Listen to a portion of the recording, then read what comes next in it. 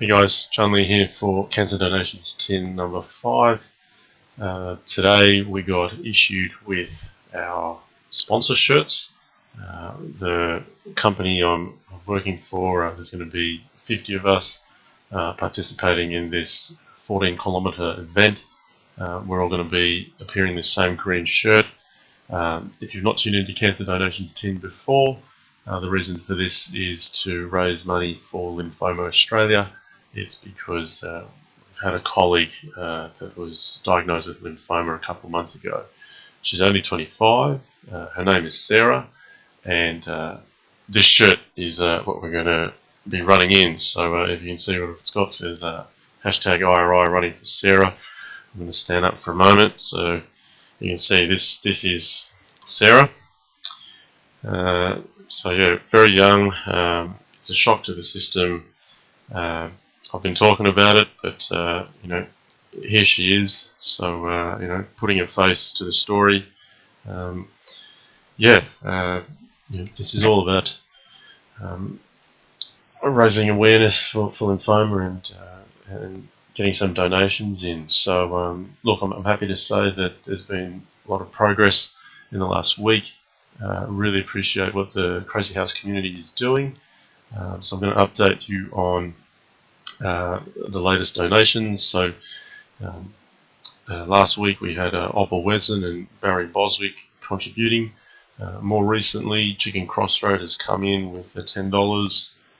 You see, I've put in some money. That's actually the donations that have come into YouTube over the last couple of months. Danny Walker, my favourite heckler on the channel. Apologies to him. I mentioned he was American, but he's in fact Canadian, so thank you, Danny, for your support.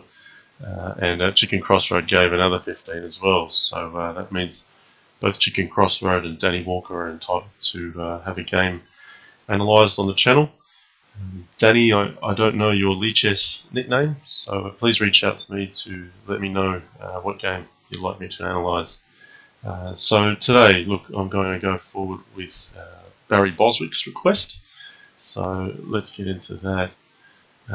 BarryBoswick's request has been quite specific. He's asked me to go through a particular game and then a particular variation that he suggested. So look, it's been quite popular, but it's Chicken Crossroad versus myself again. Chicken Crossroad won this game. This would have been played in one of our combo cage matches. So yeah, I mean, today is probably getting a little bit theoretical, which is not normally my style, but in the spirit of showing my appreciation for BarryBoswick's donation, I'm going to go into some of the theory of e4, e5. So having said that, just know I'm also not big on theory myself, so there's potentially still a lot of gaps here. But let's go. So e4, e5, knight f3, knight c6. Stock standard e4, e5, 4 knights line, d3 castles, and we reach this symmetrical position. Now from here, there's a lot of theoretical play. I'm just going to go through the actual game first, because I think the way Chicken Crossroad played was really strong. So bishop g5, h6, bishop h4, bishop g4. Now, often people will take the knight and play knight d5. This is a different way of playing it, basically maintaining the pin to come in with knight d5. Now, an idea is after capture, black is giving up the queen, recapturing with the knight to solidify f7, and then playing bishop at h5, both attacking here and here. And this has actually been quite a well-known line, and I've played this for quite a while. And the thing I find exciting about this game is, even though this has been relatively well established and played many times, there's still new things to find. And I think Chicken Crossroad is really causing some issues for black and finding some new ways forward. So yes, black has given up a piece for a queen, but the idea is here, if white gets too defensive, You know, black starts pushing white back, and then, you know, without white having much material to get in here, you know, black's already threatening to, you know, come with knight e6 or take here, knight at e2. Black's also got to be careful of things like knight at f6, but you know, it's nearly like black calls the shots on the king side. So that's traditionally what goes on here. Chicken Crossroads found a new move, which is queen d2, and I haven't seen much of that. And in a previous game in the same series, he actually tore me apart very quickly because I naively took this knight, and there's actually a brilliant forced mate from here, which seems so unlikely given white's only got a knight and a queen. But it goes like this: knight at f6, can't play king h8 because of queen at h7, so we've got to take the knight. And you would think here that, oh, okay, white has to take here, and then actually it's black that wins because black can play this. White king can't come up to any of these squares. If he goes back, he's mated, so he'd be forced to take this, which is getting mated anyway. So on the surface it looks like black should win, but there's a brilliant move here, queen at h8, which looks absurd, but this is actually mating. So black's forced to capture, queen takes h6. Now black has three options really. He can block with the knight, he can block with the queen, or he can play king g8. If he blocks with the queen, the brilliance is pawn at g7. So this kind of queen move is really effective at covering multiple squares. Forces king g8, and then that's mate all of a sudden. So white extremely resourceful with the pieces. You might say, well, you can block with the knight, and at least that covers f8, but it only really delays mate by one move, because then white gets a rook in hand. That's checkmate again. So the last option, of course, is just king g8. But even then, white can play pawn at h7. After moving the king across, queen takes f8. A block on g8 would result in queen g8 mate, and capturing here, mate's there. So all lines lead to mate for white, all the way from back here if black decides to capture f3. So getting very theoretical here. So this game I decided, well, I'm not falling for that again. So knight at f4 to basically block off this line, and that foils the mate attempt. It still maintains the threat of bishop takes f3 and still provides a piece that is very active and attacking. Now, Chicken Crossroad played a nice move, knight at g5. And what it takes advantage of is this weakness on h7. So here, you know, black doesn't have a knight to defend the threat. The alternative could be bishop g6. Now the problem with bishop g6 is white can now sacrifice this queen, and knight at e7 effectively removes the defender on g6, leading to mate. Okay, so bishop g6 not an option. That only really leaves two moves. One is h takes g6, h takes g5, sorry, and that brings a knight in hand. And the other option is rook e8, which I actually didn't see or consider in the game. Now, rook e8 is the move that Barry Boswick would like me to explore. And there's a lot of continuations that can go on from this. So if you look at, this is a study put up by Barry Boswick. I can give you the link in the comments. But yeah, if you want to take a look at what he's gone through, you can go through that. I'm going to probably just play out what I can see on the board. But before going on to rook e8, I'm going to go down the path of h takes g5, which he's labelled as a question mark. Maybe that's right, because this is actually what happened in the game. So after this I played knight at f6, and I thought black would be okay because black's now covering this and has six minor pieces. The problem is though, white has pawn at e7, and yeah, after this things aren't so easy because this rook's falling, you know, this knight's going. Maybe there's better than what I played in the game, but I want to go through the game first to show you the finish that Chicken Crossroad found. Knight c6, bringing this here, thinking if he trades this, that's a little bit less pressure on f7, and also defending with the other rook. So takes, and here I still thought, you know, black might be okay, and Chicken Crossroad finished this off very quickly. Capture, check, and the move I missed was queen takes f4. I had misunderestimated white's attack here, and in fact this is a critical defender, but it also is another piece of material for white.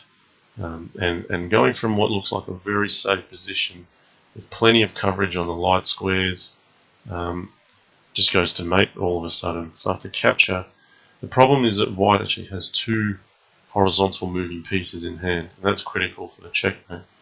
So white has a really elegant smothered mate here. I'm just going to play it out. Check, forcing the knight to block off the king here, and a queen sack, forcing the king to be blocked off this way. And now these knights, which had been used to cover off h7 and g8, can now swap their attention to f7 and g6.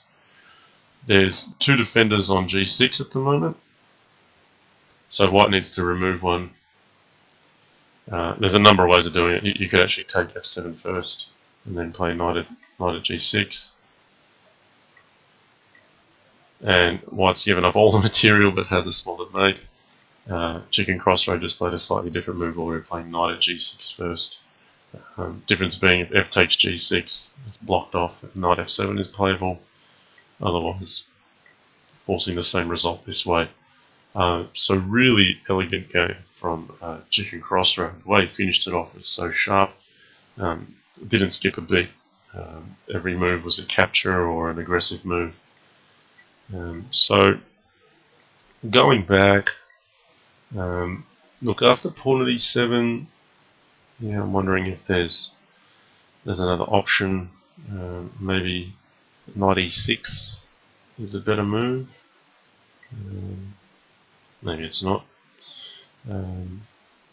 Difference being, instead of bishop takes c6, this bishop would need to capture here.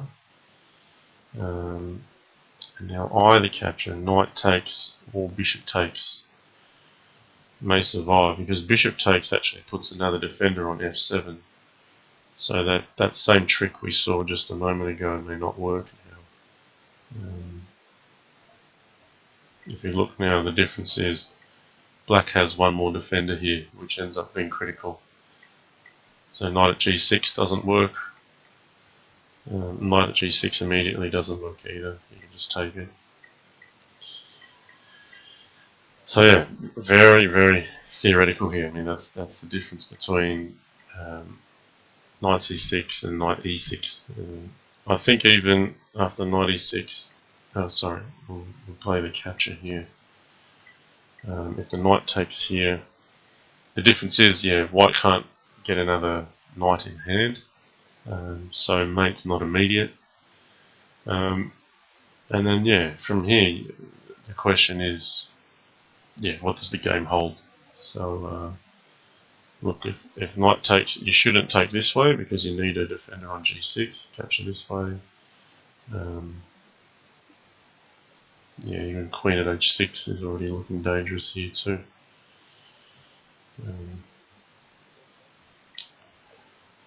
I nearly prefer bishop takes here. And by no means is this to say that black is even better here. I mean, black's still down material. but still has pieces on the king side, still kicking. I think it's still an interesting game from here. At least black's not mated. So look, yeah, I'm going through a few theoretical things, but my aversion to it is I'd rather teach people how to play by principles, not just learn moves from the beginning. So yeah, maybe knight e6 is an improvement over knight c6. But let's go back and actually get on to Barry's actual request. So his request specifically is, what if rook e8? And now he's got it suggested a few lines here. He's looked at queen takes f4. So let's make an assessment of the position here. I mean, black's still got two defenders on f7. Main point is rook e8 gives the black king the space to move after queen at h7. Black's still threatening to either capture the knight or here.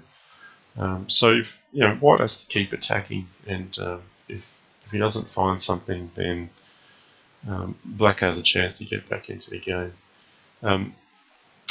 So I won't go into the depth of all of BarryBoswick's analysis. As you can see, if I scroll down here, there's quite a bit of it. And just to use the time to offer my opinion, I'm just going to start with, well, what happens if queen at h7? Because that's just the obvious move. King f8. This check is useful because there's no blocker, and then white can grab a pawn, which is more material. So, yeah, I'll be honest in that I kind of feel that if black gets to this situation, my evaluation is, well, black's already down a queen for a piece, has lost another pawn, king looks in a bit more of a dodgy situation than white.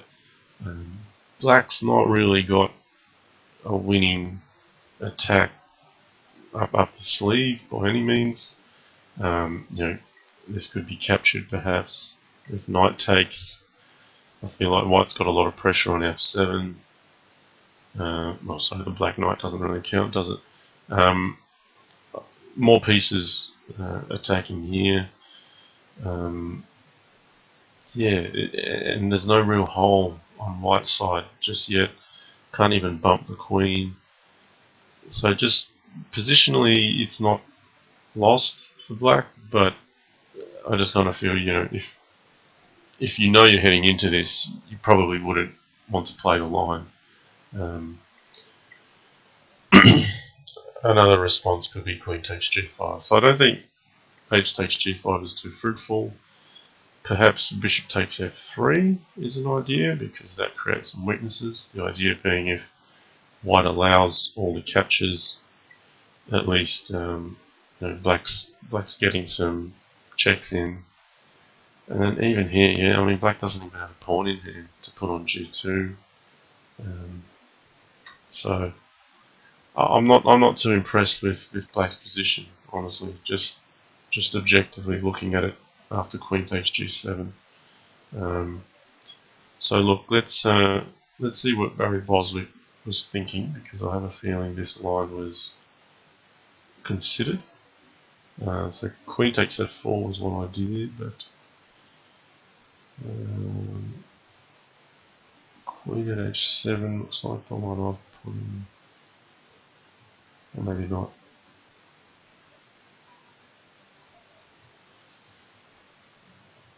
Just bear with me a moment, I'm having a look at what's going on here. Yeah, queen takes g7, I think he was just looking at bishop takes f3 or h takes g5. So maybe he didn't look too much further down this line. It looked like he explored a lot more lines where white was aggressive with some queen sack, and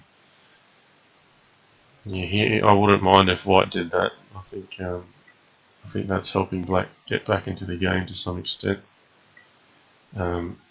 So strategically here, if I was white, I'd just say, rather than try to blow up black, I think white also needs to accept that mate isn't really happening on the board yet. And my assessment is, after queen takes g7, capture. Wondering if what's better, pawn at f6. first even, perhaps. Knight f3, capture, bishop at f5, forcing the block, takes.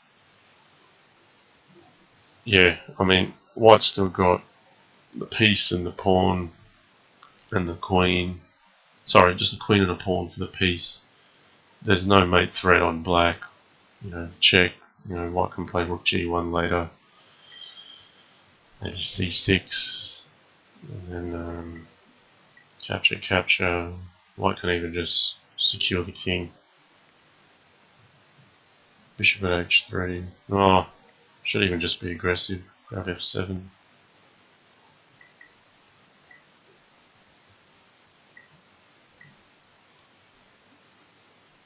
Yeah, look, I think it doesn't matter if you're a strong or weak player, you probably prefer to play white here. Bishop at g2 is going to cover white. White's already got some safety. So that's kind of my response there. I think, in fact, all the other lines calculated that was seen, I think Barry Boswick had some idea as well. Queen takes f4 immediately. There were some lines going through here. But I think this is all really helping black. It's just giving the material back. White could just be greedy about it. So, going well back, the question would be asked, is this line broken for black? And I don't think it is necessarily. I think more recently, knight f6 is a move that I've also played. Key point being it prevents the knight from being put on f6, so it foils this mating idea, but it's still aggressive. I've had someone play this against me and just possibly seen the analysis before, played knight at g5 quickly. It's basically a prophylactic move, it covers h7 already. So, yeah, this doesn't end up necessarily being great for white. Black can continue to take this now, that's the idea. I mean, yeah, how could white continue from here? Maybe it's knight h4 to support knight at f5 and get out of the way of this. At this point, though, maybe something like this is playable, and then it forks. So, yeah, I'm going to allow someone else to try to refute this move with white, but I think that's the improvement now. Knight at f6, bishop takes f3, and knight at f4 both look lost. They're a little bit more theoretical. So yeah, I just feel that after knight at g5, after knight at f4, it's all pretty solid for white. So look, before I go down the path of closing this stream, while I'm on the topic of e4, e5, and we're in the theoretical vein, I'll talk a little bit about bishop g5 and why this h6 bishop g4 and queen sack line is in some ways attractive for black.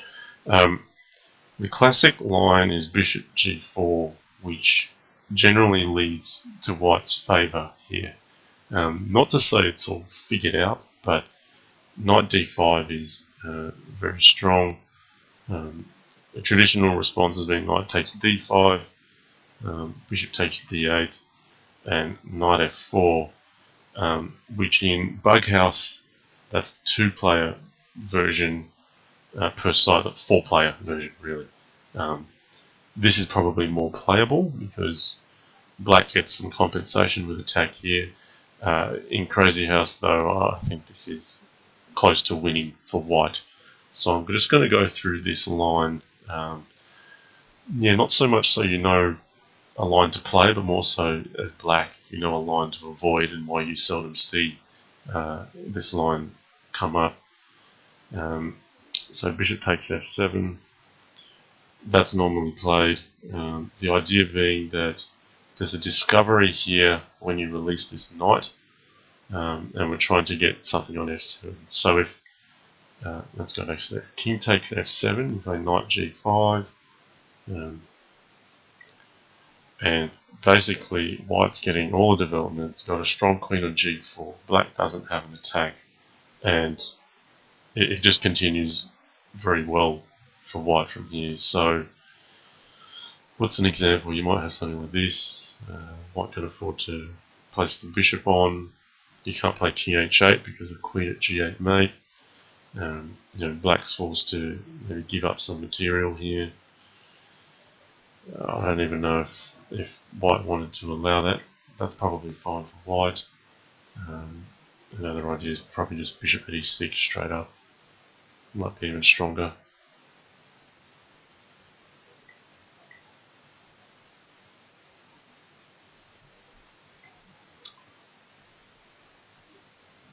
Yeah, maybe there's a mate here already. Something like even pawn at g6 is just crushing here. You can't take it because of queen h7. If you take this one, there's check, and then there's mate with knight at g6. And then, of course, gf is also a threat, so it's all pretty hard to hold it together. Knight takes f7, very strong. So going back after bishop f7, if rook takes, this is the line that you may see often. You can't play rook f8 after queen e8 because of pawn at f7. That will mate. So black has to block so that the rook stays on f7, and then white can play a queen sack here. Knight g5 check. Now if the king runs back, pawn at f7, rook at g8. If the king runs up, queen takes g4 is satisfactory. Don't worry about black and having a knight and a queen in hand. White's got plenty of defense and attack. That falls apart for black very quickly. So black is forced to go this way. And you could settle for queen takes g4 here, but white can in fact play pawn at f7. And black doesn't really want to put his king on a light square because white then gets this with check, and it's even worse. So the line often follows like this, and then white forces the black king here anyway, and then that's over. That would be mate. If you try other things, you still end up getting mated very quickly.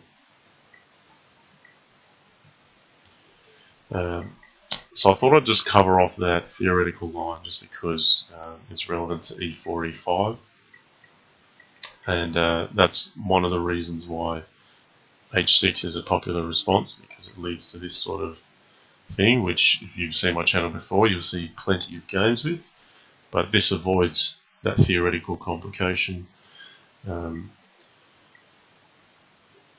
The other last line I might look at is, bishop g4 can still be played, and the sack can be played this way. The only difference is that h6 has not been played. Now, that has the benefit of, queen d2 not working now, because queen d2 is dependent upon the pawn being here. That knight at f6 check just doesn't work now. But it does allow queen at g5, which is okay for black, but often people will be mistaken into thinking bishop takes f3 looks okay, and there's a nasty trick with knight at f6 check and knight takes h5, where black can't hold on to this threat of capturing the queen because of the mate here. So after knight takes h5, black's forced to capture here, and then white basically gets two queens up near the king, three bishops in hand. White just has a material advantage, and it is doing well here. So queen at g5 is a bit of a thorn in black's position because of knight at f6 or knight at h6, threatening to win one of the bishops. What's another move? Sometimes I've seen h6 played as well, and then even then just knight at f6. And white can actually just afford to capture one of the bishops with the queen. Because while that sort of looks like a sacrifice, Black actually only gave up one minor piece to win white's queen originally, and then gave back 2 bishops in return. So in fact, if you count up the material here, white ends up a piece up. And the game continues along different lines, but you know, white can consolidate from here and has an extra piece. So often against queen at g5, you'll see knight at g6. And from here, I think, you know, black actually still has a playable game. There's still a lot to be discovered here. I can tell you I've lost games as white here. One idea is often king h1. There's the idea of bringing the rook to g1 to cover the g2 square. More importantly as well, it also prevents bishop takes f3, g takes f3, knight at h3, winning the king. And that's just because, you know, white can't actually progress on black's position in a hurry. So, yeah, I think this is quite playable. There's been a number of players playing this line. Maybe I should have a go with it as black and explore it. But look, yeah, I'm going to close the session there. So I hope that's been useful for some of you that have been looking for a bit of theory on e4, e5. There's probably more depth to be discovered from here, but that's not my way of teaching. So I'd like to teach a man how to fish and not just give a man a fish and give all the moves. I've got to discover a lot of these myself. So look, that's Cancer Donations 10.5. Again, look, I've got just up to the 14th of August, so there's actually only 10 days left to donate. You can see I'm on 330 out of 500. I did get $50 from a colleague, but $280 has come from the Crazy House community, which is an amazing achievement. Thank you to all who have supported so far. If you're on the edge of going, oh yeah, I'd like to put a donation in, but you haven't actually done it, please do donate. It'll really make the difference. Really want to hit that goal of 500 to do my part for the team. I'm going to be broadcasting with the same show in the future. So again, you know, this is Sarah.